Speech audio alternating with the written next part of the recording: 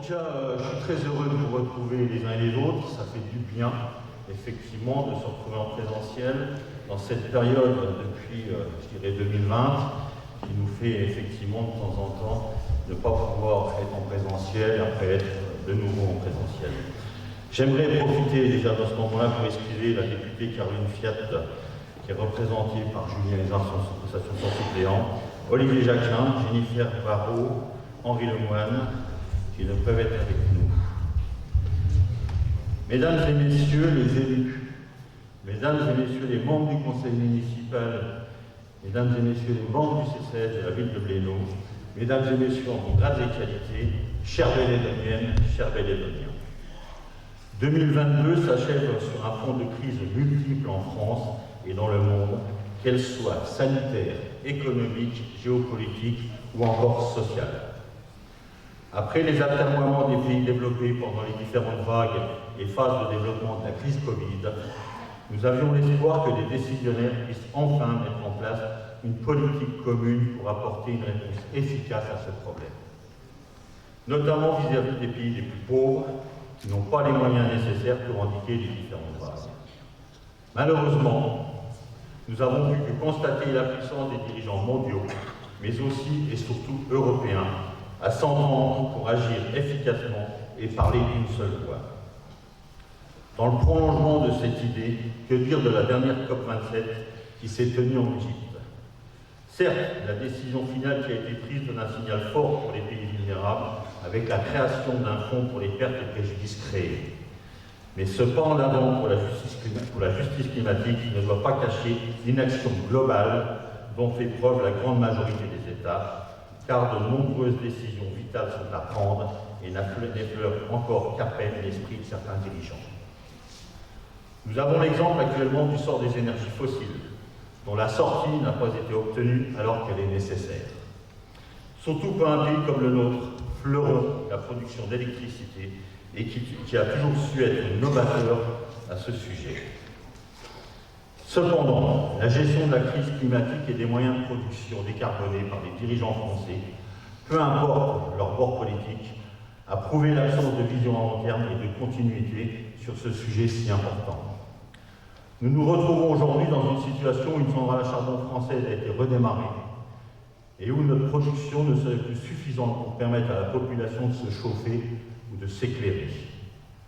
Nos dirigeants ont su faire de cet immense atout qui était notre production électrique, dont il faut rappeler qu'elle rejette très peu de CO2 grâce à la production nucléaire, un point faible, prépondérant de notre économie et de la vie quotidienne des Français à cause de dictats divers.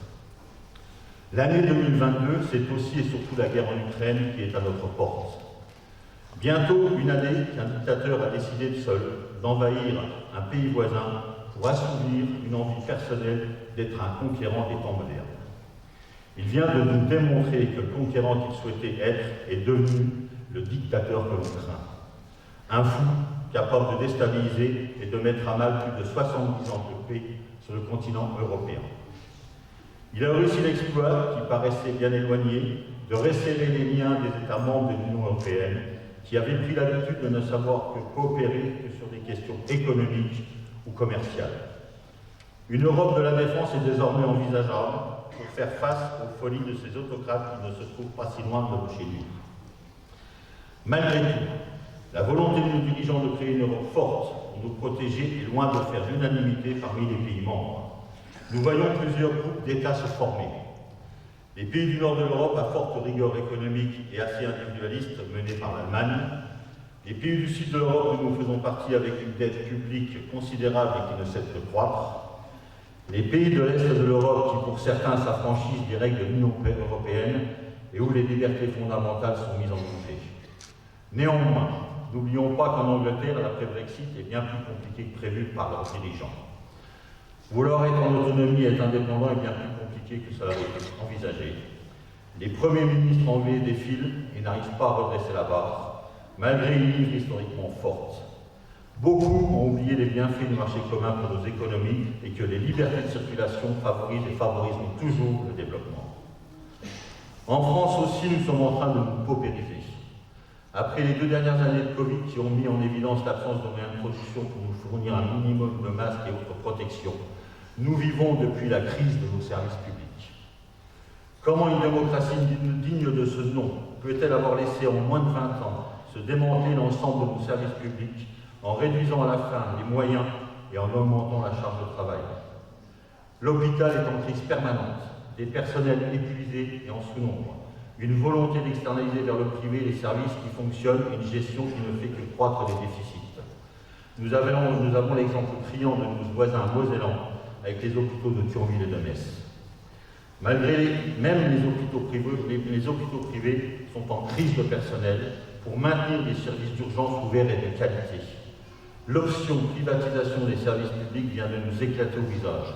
Nos habitants sur des brancards et dans des couloirs pendant des heures entières pour avoir le droit à une consultation et ensuite un retour à la maison par manque de personnel soignant pour assurer le suivi des lits et des services hospitaliers.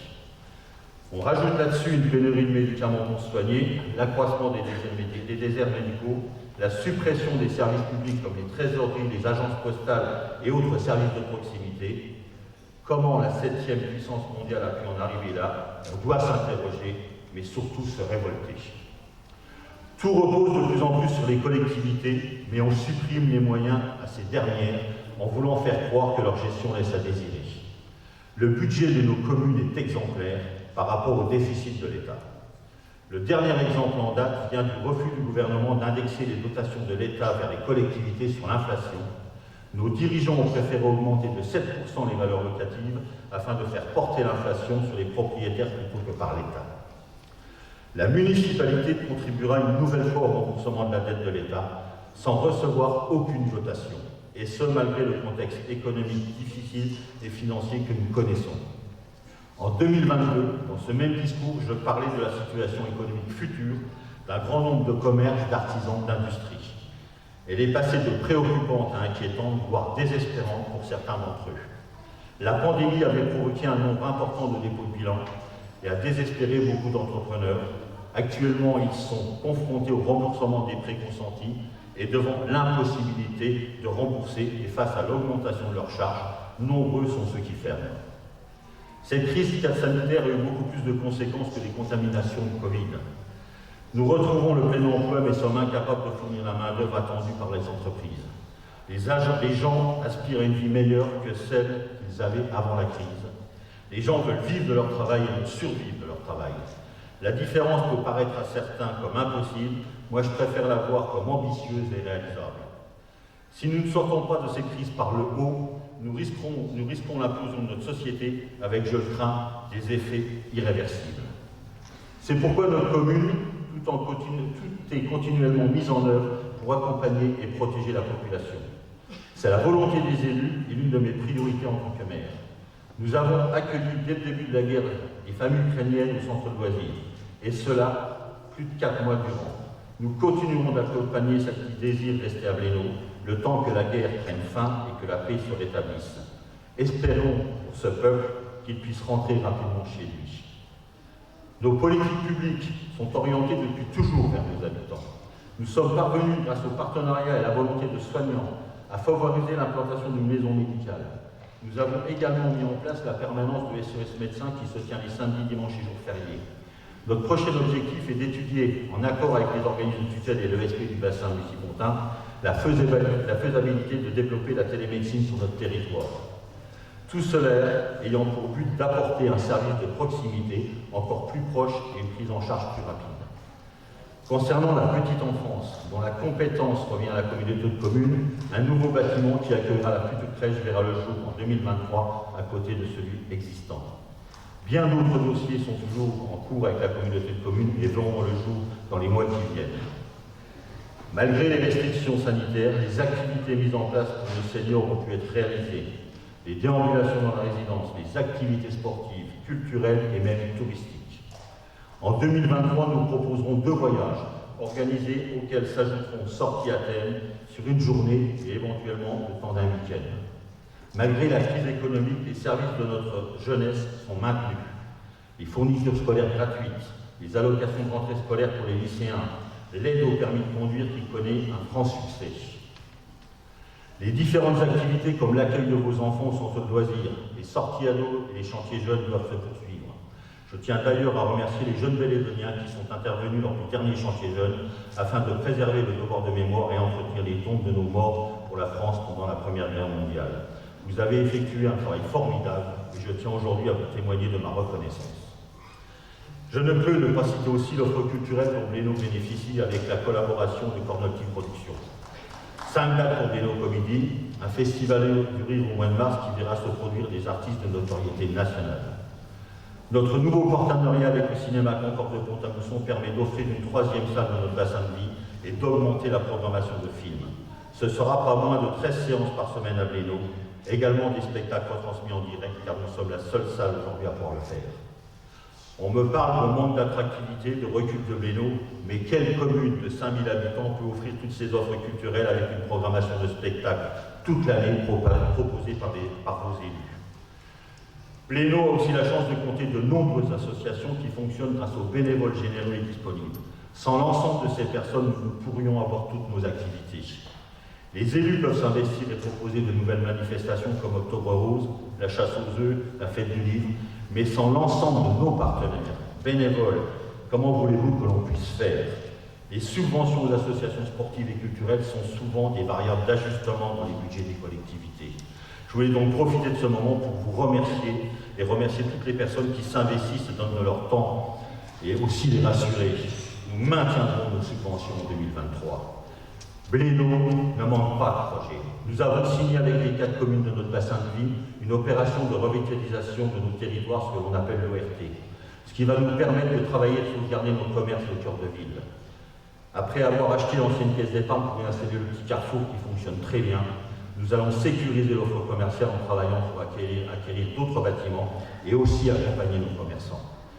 Nous aurons aussi à nous prononcer sur l'instauration d'un permis de louer pour s'attaquer aux logements indignes qui peuvent gangréner une ville dont la nôtre. Nous finaliserons également le projet immobilier à côté du cinéma pour vous offrir une offre de logement adaptée aux seniors, située en cœur de ville, avec une typologie d'appartements plus importante que notre belle résidence Ambroise Croizat, dont je tiens à rappeler l'un des investissements faits depuis 7 ans. Après le remplacement des portes le mandat dernier, c'est cette année plus de 800 000 € de travaux pour remplacer les toitures, les baies vitrées, chauffage et aussi diminuer les factures et rendre plus confortables les logements. Après aussi avoir été écarté du dispositif, l'État a accepté sur ma demande de nous confier la possibilité de produire les cartes d'identité et passeports à Blénaud. Je le répète, nous retrouvons un service public de proximité et cela dès fin janvier probablement. Le distributeur de billets de la Poste, en panne depuis quelques semaines, est commandé. Il sera remplacé en février et je peux vous dire que cela ne s'est pas fait sans un travail des élus. La Poste, que je remercie, a accepté de nous accompagner alors que les autres banques ne participent pas au financement de ces distributeurs dans les communes pour le maintien du dernier. Nous aurons aussi à travailler pour la rénovation de ce bureau de poste, qui est la propriété de la ville.